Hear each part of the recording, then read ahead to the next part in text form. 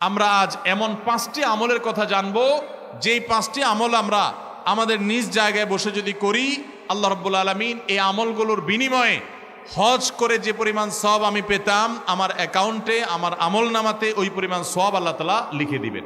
আমাদের দেশ থেকে হাজী সাহেবরা বাইতুল্লাহ হজের উদ্দেশ্যে রওনা হয়ে গেছেন। সারা পৃথিবীর বিভিন্ন প্রান্ত থেকেই হাজী সাহেবরা মক্কা এখন সমবেত হচ্ছেন হজের উদ্দেশ্যে। হজের মৌসুম শুরু হয়ে গেছে। অনেক হাজী সাহেবরা ইতোমধ্যে মক্কায় পৌঁছে গেছেন, আবার অনেকে খুব শীঘ্রই ইনশাল্লাহ মক্কায় পৌঁছে যাবেন। এই যে হাজীদের বাইতুল্লাহ অভিমুখী যাত্রা, আল্লাহর ঘরে হাজির হওয়ার সৌভাগ্য অর্জন, মিনা, মুজদালিফা, আরাফাতে আল্লাহর শাআয়ের, আল্লাহর নিদর্শনগুলোতে উপস্থিত হয়ে দোয়া কবুলের জায়গাগুলোতে কায়মনোবাক্যে চোখের পানি ফেলে আল্লাহ রাব্বুল আলামিনের কাছে দোয়া করার সুযোগ লাভ করবেন। শত শত নবী রাসূলগণ যে পবিত্র ভূমি তাদের পদচারণায় মুখরিত হয়েছে, বহু নবী রাসূলগণ যেই জায়গায় হাজির হয়েছেন, উপস্থিত হয়েছেন, আরাফাতের ময়দানে একত্র হয়েছেন, বাইতুল্লাহর জিয়ারত করেছেন, তওয়াফ করেছেন, যেই সাফা মারওয়া ইব্রাহিম আলাইহিস সালামের স্মৃতির সাক্ষী, ইসমাইল এবং হাজার আলাইহিমা সালাতু ওয়াসসালামের স্মৃতি বিজড়িত যেই সাফা মারওয়া, সেখানে যেতে কোন মুসলমানের মনে না চায়? অথচ আমাদের অনেকেরই তৌফিক হয় নাই। আল্লাহ রাব্বুল আলামিন আমাদেরকে বাইতুল্লাহ জীবনে বারবার যাওয়ার তৌফিক নসিব করুন, বলুন আমিন। ভাইরা আমার, হজ এবং উমরার যে ইবাদত, এই ইবাদত যাদের করার তৌফিক হয়েছে, যাদের করার সৌভাগ্য হয়েছে, যাদের খুশনসিব হয়েছে, তারাই বলতে পারবেন যে এই ইবাদত কত প্রেমময় ইবাদত, এই ইবাদতের তৃপ্তি কত অতুলনীয়, এর স্বাদ কত অবর্ণনীয়। এটা যারা বারবার বাইতুল্লাহ যাওয়ার তৌফিক পেয়েছেন তারাই বলতে পারবেন। ভাইরা আমার, পৃথিবীর কোনো দর্শনীয় স্থান, পৃথিবীর কোনো দেখার মতো জায়গা একবারের বেশি দ্বিতীয়বার মানুষের দেখতে যেতে আর ইচ্ছা করে না, ওই জায়গা আর টানে না। আমি পৃথিবীর বিভিন্ন দর্শনীয় স্থান, বিভিন্ন প্রোগ্রামকে কেন্দ্র করে দেখার সুযোগ হয়েছে। ভারতের তাজমহল, বিভিন্ন পৃথিবীর বিভিন্ন দেশের বিভিন্ন জায়গা দেখার সুযোগ আল্লাহ তাআলা দিয়েছেন। সেই জায়গাগুলোতে যেটা একবার দেখা হয়েছে, দ্বিতীয়বার যদি আমাকে কেউ যেতে বলে এবং তার নিজের খরচে যদি নিয়ে যেতে বলে, তারপর আমার মনে হয় না আমি আকর্ষণ বোধ করব, কারণ একবার দেখা হয়ে গেছে, এটা আর দ্বিতীয়বার দেখার কিছু নেই। হ্যাঁ, কিছু প্রাকৃতিক পরিবেশ আছে, সেগুলো অবশ্য মানুষ বারবার দেখতে চায় অনেক সময়, তারপরও অনেক বেশিবার যেতে মানুষের ইচ্ছা করে না। একমাত্র মক্কা এবং মদিনা, মসজিদুল হারামাইন এবং মিনা, মুজদালিফা, আরাফাতে আল্লাহর যে শাআয়ের আছে, সাফা মারওয়া আছে, এই জায়গাগুলোতে উপস্থিত হওয়ার যে আকুতি, উপস্থিত হওয়ার যে তৃপ্তি, এখানে হাজির হওয়ার যে স্বাদ, এটা যে একবার লাভ করে তার বারবার সে স্বাদ পেতে ইচ্ছা করে, বারবার তার যেতে ইচ্ছা করে। যারা একবার গিয়েছেন হাজী সাহেবরা তারা বলতে পারবেন যে আরাফাতের ময়দানে উপস্থিতির সেই স্মৃতি সারা জীবন মনে থাকে। অনেক স্মৃতি মানুষ ভুলে যায়, কিন্তু হজের স্মৃতি, ওমরার স্মৃতি, এগুলো মানুষ কখনো ভুলতে পারে না। তো এই হজ ওমরা যাদের করার তৌফিক হয় না, আমাদের করার ইচ্ছা আছে না নাই? আল্লাহ তাআলা আমাদের সবাইকে হজ এবং ওমরা আদায় করার তৌফিক দান করুন। ইসলামের এই স্তম্ভটিকে কোন কোন হাদিসে 4 নম্বরে, কোন কোন হাদিসে 5 নম্বরে রাখা হয়েছে। ইসলামের স্তম্ভ কয়টা ভাই? 5টা। একটা ঘর যদি 5টা খুঁটি বা পিলারের উপরে দাঁড়ায় থাকে, ইসলাম নামক এই আয়োজনটা দাঁড়িয়ে আছে 5টা খুঁটির উপরে। সেই 5টা খুঁটির মধ্যে 4 বা 5 নম্বরের খুঁটি হলো হজ। কোন কোন হাদিসে 4 নম্বরে, কোন কোন হাদিসে 5 নম্বরে রাখা হয়েছে। কেন এটাকে এত পরে রাখা হয়েছে? অনেক উলামা একরাম বলেছেন এর মানে হলো যে ঈমান আনার পর সালাত আদায় করার মাধ্যমে, নামাজ পড়ার মাধ্যমে বান্দার সাথে আল্লাহর নৈকট্য অর্জন হয়। বান্দা আল্লাহর নিকটে যেতে পারে সালাতের মাধ্যমে। আকরাবু মা ইয়াকুনুল আবদু মির রাব্বিহি ওয়া হুয়া সাজিদ, সিজদা বান্দা আল্লাহর সবচেয়ে কাছে যেতে পারে। সিয়াম পালনের মাধ্যমে আল্লাহর মহব্বতে, পিপাসার্থ থেকে, ক্ষুধার্ত থেকে আল্লাহর ভালোবাসা জাহির করার সুযোগ লাভ করে বান্দা। যাকাত আদায়ের মাধ্যমে বান্দা তার সবচেয়ে প্রিয় বস্তু, টাকা পয়সা, ধন দৌলত আল্লাহর রাহে দান করার মাধ্যমে আল্লাহর ভালোবাসার প্রমাণ দেয়। এরপর আল্লাহর ভালোবাসা যখন চূড়ান্ত পর্যায়ে বান্দা অনুভব করে, তখন আল্লাহকে দর্শন করার, আল্লাহর দিদার লাভ করার, আল্লাহর সাক্ষাৎ লাভ করার আকুতি বান্দার মধ্যে জাগ্রত হয়। কিন্তু সেই সুযোগ তো দুনিয়াতে হবে না, সেটা জান্নাতে হবে, আখেরাতে হবে, হাদিসে ওয়াদা করা আছে। আল্লাহ রাব্বুল আলামিন দুনিয়াতে সেই জন্য আল্লাহ তাআলাকে না দেখার সুযোগ না থাকলেও আল্লাহর যে নিদর্শনগুলো আছে, আল্লাহর কুদরতের যে সাক্ষীগুলো আছে, অলৌকিক যে স্থানগুলো আছে, যে স্থানগুলো আল্লাহ রাব্বুল আলামিনের বিশেষ বিশেষ কুদরতের নিদর্শন, যেগুলোতে উপস্থিত হওয়া, যেগুলোতে যাওয়া, সেখানে হাজির হওয়া, এর মধ্যে আল্লাহ রাব্বুল আলামিনের প্রতি বান্দার যে ভালোবাসা, এই ভালোবাসার এক প্রকাশের সুযোগ হয়ে থাকে।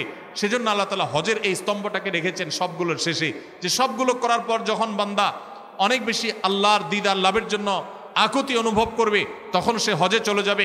সে আল্লাহকে দেখতে পাবে না, কিন্তু আল্লাহর ঘরের তওয়াফ করবে। সে আল্লাহকে দেখতে পাবে না, কিন্তু আল্লাহর শাআয়েরগুলো, আল্লাহর নিদর্শনগুলো অবলোকন করবে। এর মাধ্যমে তার ঈমান তরতাজা হবে। ভাইরা আমার, এই জন্য হজ এবং উমরা এবং হজ উমরার যে জায়গাগুলো, বিশেষ করে হারামাইন, মসজিদে হারামাইন এবং আল্লাহর যে কুদরতের নিদর্শনগুলো আছে, সাফা মারওয়া, ইন্নাস সাফা ওয়াল মারওয়াতা মিন শাআইরিল্লাহ, আল্লাহর নিদর্শনগুলোর মধ্যে থেকে একটা সাফা মারওয়া, অন্য হাজার লক্ষ পাহাড়ের মতো নয়, এটি ভিন্নতর, এর আলাদা বৈশিষ্ট্য আছে। এই সাফা পাহাড় মধ্যবর্তী জায়গা থেকে জমজমের কূপ, সেই জমজমের কূপ থেকে লক্ষ লক্ষ মানুষ অনবরত পানি পান করছে। মক্কাতে, মদিনাতে, গোটা পৃথিবীর প্রান্তে প্রান্তরে নিয়ে যাচ্ছে। ছোট একটা কুয়া থেকে পানি শেষ হচ্ছে না, এবং সে স্বাদ পৃথিবীর কোনো পানির সাথে কোনো তুলনাযোগ্য নয়। যারা পান করেছেন তারা জানেন, তাদের মুখস্থ হয়ে গেছে, জমজমের পানি মুখে দিলেই টের পাওয়া যায় এটা জমজমের পানি। অনেক অলৌকিকত্বের সাক্ষী যে মক্কা মদিনা, সে মক্কা মদিনায় হাজির হওয়ার মাধ্যমে বান্দা ওই যে ইসলামের অন্যান্য রোকনগুলো পালন করার পর যে আকুতি হয়, সে আকুতি, সে তার আগ্রহ, সে তার আবেগ কিছুটা হলেও মেটাবার সুযোগ লাভ করে হজ এবং উমরার মাধ্যমে। আল্লাহ তাআলা সেই হজ উমরা আমাদেরকে জীবনে বারবার করার তৌফিক দান করুন। আমাদের দেশ সহ গোটা পৃথিবীর বিভিন্ন প্রান্ত থেকে যে সমস্ত আল্লাহর বান্দারা আল্লাহর ঘরে হাজিরা দিয়েছেন হজের জন্য, আল্লাহ রাব্বুল আলামিন তাদের সবাইকে মাবরুর হজ করে নিজ নিজ জায়গায়, নিজ নিজ পরিবারের কাছে নিরাপদে ফিরে যাওয়ার তৌফিক দান করুন। ভাইরা আমার, আমাদের জীবনে যাদের হজের আকুতি আছে, আমরা ইনশাআল্লাহ এখন থেকে হজের জন্য চেষ্টা শুরু করব। মনে রাখবেন, হজ করার জন্য আর্থিক সঙ্গতি অবশ্যই প্রয়োজন, কিন্তু তার চাইতে বেশি প্রয়োজন হলো মনের আকুতি, মনের ব্যথা। কত মানুষ আছে তাদের অনেক টাকা আছে কিন্তু তারা হজ করার তৌফিক হয় নাই। আবার অনেক মানুষ আছে তাদের অনেক টাকা নাই কিন্তু হজের তৌফিক হয়েছে। আছে না নেই? বহু মানুষ আছে। এই জন্য যারা এখনো হজ করতে পারি নাই, তারা আল্লাহর কাছে প্রতিনিয়ত মনের গভীর থেকে দোয়া করব, আল্লাহ মৃত্যুর আগে একবার হলেও তোমার বাইতুল্লাহ এই দুই চোখকে সরাসরি দেখবার, তোমার বাইতুল্লাহর তওয়াফ করার, হাজিরা দেওয়ার সুযোগ দান করিও। দোয়া করবো তো ইনশাআল্লাহ। ইব্রাহিম আলাইহিস সালামকে আল্লাহ নির্দেশ করেছেন, ওয়াজ্জিন ফিন্নাসি বিল হজ, আপনি হজের ঘোষণা দেন মানুষকে, ইয়াতুকা রিজালান ওয়া আলা কুল্লি দামিরিন ইয়াতিনা মিন কুল্লি ফাজ্জিন আমিক। পৃথিবীর বিভিন্ন প্রান্ত থেকে মানুষ দলে দলে আসবে হজ করবার জন্য। ভাইরা আমার, সেই ঘোষণার জবাবে আমরা এখন বলি লব্বাইক।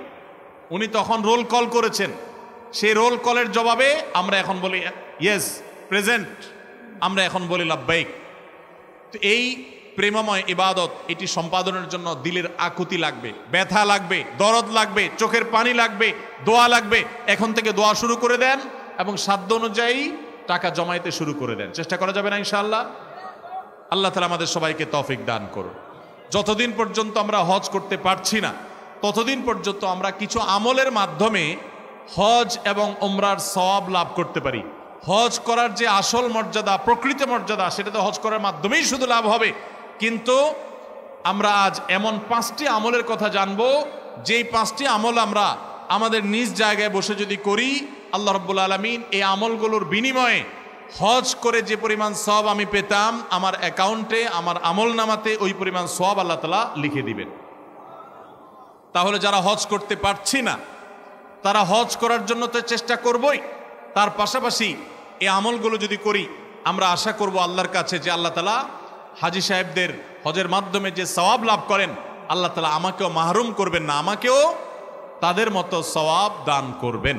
এরকম 5টি আমলের ভিতরে সর্বপ্রথম যে আমলের কথা বলবো সেটা হলো 5 ওয়াক্ত নামাজের পরে তাসবিহ পাঠ করা। সহিহ ইবনে হিব্বানের একটা হাদিস বর্ণিত হয়েছে, নবী করিম সাল্লাল্লাহু আলাইহি সাল্লামের কাছে এসে একবার দরিদ্র সাহাবীরা, গরিব এবং অভাবী সাহাবীরা অনুযোগ করলেন এবং তারা অনুযোগ করে বললেন, হে আল্লাহর রাসূল, ধনী সাহাবীরা তারা 5 ওয়াক্ত নামাজ পড়ে, রমজানে রোজা রাখে, আবার পাশাপাশি তাদের আর্থিক সচ্ছলতার কারণে দান সাদাকা করে, হজ করে, ওমরা করে, জিহাদে আল্লাহর পথে টাকা ব্যয় করে, তারা বিভিন্নভাবে যে আর্থিক ইবাদত করে। আমরা তো গরিব এবং অভাবী হওয়ার কারণে এই সওয়াবগুলো পাই না। তাহলে আমরা তো পিছিয়ে পড়তেছি, আমরা কিভাবে তাদেরকে ধরতে পারি? সাহাবীদের কম্পিটিশন ছিল আমলের কম্পিটিশন। তারা আমাদের মতো দুনিয়াদারিতার কম্পিটিশন করতেন না। তাদের প্রতিযোগিতা ছিল কে কত বেশি নেকামল করে জান্নাতের দিকে অগ্রসর হবে। তো সাহাবীদের এই কথা শুনে প্রিয় নবী সাল্লাল্লাহু আলাইহি সাল্লাম তাদেরকে এই আমলটা শিক্ষা দিয়েছেন এবং বলেছেন যে ব্যক্তি 5 ওয়াক্ত নামাজের পর 33 বার সুবহানাল্লাহ, 33 বার আলহামদুলিল্লাহ এবং 33 বার আল্লাহু আকবার পড়বে, আল্লাহ রাব্বুল আলামিন ওই ব্যক্তিকে, হজকারী ব্যক্তিরা হজ করে যে সওয়াব লাভ করেন, আল্লাহ তাআলা এই ব্যক্তিকে সেরকম সওয়াব দান করবেন। ধনী সাহাবীরা আর্থিক ইবাদত করে যে সওয়াব লাভ করেন, আল্লাহ তাআলা এই 5 ওয়াক্ত নামাজের পরে এই তাসবিহ পাঠকারীদেরকে একই রকম সওয়াব দান করবেন। ভাইরা আমার, আবারও বলছি, এর মানে এই নয় যে হজ করার যে মর্যাদা আছে হুবহু সেই মর্যাদা সব দিক থেকে শতভাগ সেই রকমই আপনি আল্লাহ তাআলার কাছে মর্যাদা লাভ করবেন এই আমলের মাধ্যমে, ব্যাপারটা তা নয়। তবে হজ করে যে পরিমাণ সওয়াব পাবেন, বিনিময় পাবেন, আল্লাহ আপনাকে সে পরিমাণ বিনিময় দান করবেন। তাহলে একটি আমল আমরা পেলাম, সেটা হলো প্রত্যেক ফরজ নামাজের পর, 5 ওয়াক্ত ফরজ নামাজের পরে তাসবিহ পাঠ করা, সুবহানাল্লাহ, আলহামদুলিল্লাহ, আল্লাহু আকবার। কোন কোন বর্ণনায় সুবহানাল্লাহ এবং আলহামদুলিল্লাহ 33 এবং আল্লাহু আকবার 34 বারও বর্ণিত হয়েছে। সেটা আমরা অনেকে করি, আমলটা আমাদের সমাজে প্রচলিত আছে, এটাও করলেও হবে ইনশাআল্লাহ। 33 বার সুবহানাল্লাহ, 33 বার আলহামদুলিল্লাহ এবং 34 বার আল্লাহু আকবার। দ্বিতীয় আমল, যে আমল আমাদেরকে হজের সওয়াব এনে দিবে ইনশাআল্লাহ, ওমরার সওয়াব এনে দিবে, সেটি হলো সকালে ফজরের নামাজ জামাতের সাথে পড়ার পর যদি কেউ বসে বসে আল্লাহর জিকিরে মাশগুল থাকে, ফজরের নামাজ জামাতের সাথে পড়লেন, মা বোনরা আপন জায়গায় পড়লেন, পড়ার পর জিকির আজকার করলেন বসে বসে, এরপর সূর্য উদয় হলো, সূর্য উদয়ের 15-20 মিনিট পর, নিষিদ্ধ সময় পার হওয়ার পর যে ব্যক্তি দাঁড়িয়ে 2 রাকাত নামাজ পড়বে, এশাকের নামাজ, আল্লাহ রাব্বুল আলামিন ওই ব্যক্তিকে একটি পূর্ণাঙ্গ হজ এবং ওমরার সওয়াব দান করবেন। তাহলে সকালে এশাকের নামাজ পড়ার মাধ্যমে হজের সওয়াব লাভ করা, এটা তো আমরা চেষ্টা করতে পারি, কি বলেন? আল্লাহ তাআলা আমাদেরকে তৌফিক দান করুন। 3 নম্বর যে আমলের মাধ্যমে আমরা হজের সওয়াব পেতে পারি, সেটা হলো দ্বীনি জ্ঞান অর্জন করার জন্য বা দ্বীন শেখাবার উদ্দেশ্যে যদি কেউ মসজিদে যায়, দুনিয়াবি উদ্দেশ্যে না, টাকার উদ্দেশ্যে না, আল্লাহর সন্তুষ্টি লাভের জন্য মসজিদে গেছে, উদ্দেশ্য মানুষকে দ্বীন শিখাবে, কোরআন শিখাবে, অথবা কোরআন নিজে শিখবে, এই কোরআনের জ্ঞান, হাদিসের জ্ঞান, ইসলামের জ্ঞান অর্জন করার জন্য যদি কেউ মসজিদে যায়, এই যাওয়ার কারণে আল্লাহ রাব্বুল আলামিন তাকে এহরামকারী, হজ আদায়কারী ব্যক্তির সমপরিমাণ সওয়াব দান করবেন। তাহলে 3টা আমল পেলাম। 3 নম্বর আমল হলো যে যদি কেউ মসজিদে জ্ঞান অর্জন করার জন্য যায়, কোরআন হাদিসের ইলম অর্জন করার জন্য যায়, তাবরানী শরীফে এই সম্পর্কে হাদিসে বর্ণিত হয়েছে, নবী সাল্লাল্লাহু আলাইহি ওয়াসাল্লাম বলেছেন, মান গাদা ইলাল মসজিদি লা ইউরিদু ইল্লা আন ইয়াতাআল্লামাহু খায়রা ইল্লা আন ইয়াতাআল্লামা খায়রান আও ইউআল্লিমাহু। কোন ব্যক্তি যদি মসজিদে যায় কোরআন হাদিসের কোনো জ্ঞান অর্জন করবার জন্য বা জ্ঞান দেওয়ার জন্য, শিক্ষকতা করবার জন্য, কানা লাহু কাআজরি হাজ্জিন তাম্মান হাজ্জাতুহু, তাহলে আল্লাহ তাআলা তাকে এমন একটা হজের সওয়াব দিবেন যে হজটা পরিপূর্ণ হজ, সুবহানাল্লাহ, অপূর্ণ না, পরিপূর্ণ হজের সওয়াব দান করবেন। তাহলে মসজিদে শুধুমাত্র বাচ্চারা মক্তবে যায় এটাই যথেষ্ট নয়, মসজিদে ওলামায়ে কেরাম, ইমাম সাহেবগণ বিভিন্ন বয়সের মানুষের জন্য বিভিন্ন ধরনের দ্বীন শিক্ষামূলক আয়োজন রাখবেন, আমরা সেগুলোতে শামিল হওয়ার জন্য যাব, এর মাধ্যমে হজের সওয়াব পাওয়া যাবে ইনশাআল্লাহ। 4 নম্বর, মসজিদে কেউ 5 ওয়াক্ত নামাজের জন্য যখন বের হবে, 5 ওয়াক্ত নামাজ পড়ার জন্য বের হলে, আল্লাহকে সন্তুষ্ট করার জন্য 5 ওয়াক্ত নামাজের উদ্দেশ্যে মসজিদে বের হওয়াটাও মানুষকে হজের সওয়াব এনে দেয়। এই সম্পর্কে নবী সাল্লাল্লাহু আলাইহি ওয়াসাল্লামের হাদিস বর্ণিত হয়েছে যে এই ব্যক্তিকে আল্লাহ রাব্বুল আলামিন আজরুহু কাজরিল হাজ্জিল মুহরিম, এহরাম পরিহিত হজ আদায়কারী হাজি সাহেবের মতো বিনিময় আল্লাহ তাআলা মসজিদে নামাজের উদ্দেশ্যে, ফরজ নামাজের উদ্দেশ্যে যারা যায় তাদেরকে দান করেন। মা বোনরা একই সওয়াব লাভ করতে পারেন তারা বাসায় নামাজ পড়েও যদি তারা তাদের বাসার মাহরাম পুরুষদেরকে, তাদের প্রাপ্তবয়স্ক পুরুষদেরকে, ছেলেকে, স্বামীকে, ভাইকে, বাবাকে যদি মসজিদে তারা পাঠান, একই সওয়াব তারাও লাভ করতে পারেন। আল্লাহ তাআলা আমাদের সবাইকে আমলটাও করার তৌফিক দান করুন। 5 নম্বর আমল হলো মা বাবার সেবা এবং খেদমত করা। এই সম্পর্কে তিরমিজি শরীফের একটি হাদিস বর্ণিত হয়েছে। এক সাহাবী নবী করিম সাল্লাল্লাহু আলাইহি সাল্লামের কাছে এসে তার ইবাদত বন্দেগী যেগুলো তিনি শারীরিকভাবে করতে পারেন সেগুলোর পাশাপাশি আর্থিক ইবাদতের প্রতি তার আকুতির কথা জাহির করলেন। নবী করিম সাল্লাল্লাহু আলাইহি সাল্লাম সাহাবীকে পরামর্শ দিয়েছেন, তোমার মা বাবা, তুমি যদি তাদের সেবা করো, তাদের খেদমত করো, তাদের শুশ্রূষা করো, তাদের প্রতি ইহসান করো, তাদের যে কোনোভাবে তাদের কল্যাণ সাধন করার চেষ্টা করো এবং তাদের সেবায় নিজেকে নিয়োজিত রাখো, আল্লাহ রাব্বুল আলামিন তোমাকে হজ আদায়কারী ব্যক্তির মতো সওয়াব দান করবেন। তাহলে ভাইরা, আমরা দেখলাম 5 ওয়াক্ত নামাজের পর 33 বার সুবহানাল্লাহ, 33 বার আলহামদুলিল্লাহ এবং 33 অথবা 34 বার আল্লাহু আকবার যে কোনটা করলেই হবে। এই আমলের মাধ্যমে আমরা হজের সওয়াব পাবো ইনশাআল্লাহ। ফজর নামাজের জামাত আদায় করার, ফজর নামাজ আদায় করার পর সূর্য ওঠার 15-20 মিনিট পরে ওই পুরো সময়টুকু বসে বসে জিকির আজকার, কোরআন তেলাওয়াত, দ্বীন শিক্ষা এগুলোর মধ্যে মাশগুল থেকে এরপরে উঠে যদি আমি 2 রাকাত নামাজ পড়ি, আল্লাহ তাআলা হজের সওয়াব দান করবেন এবং উমরার সওয়াব দান করবেন।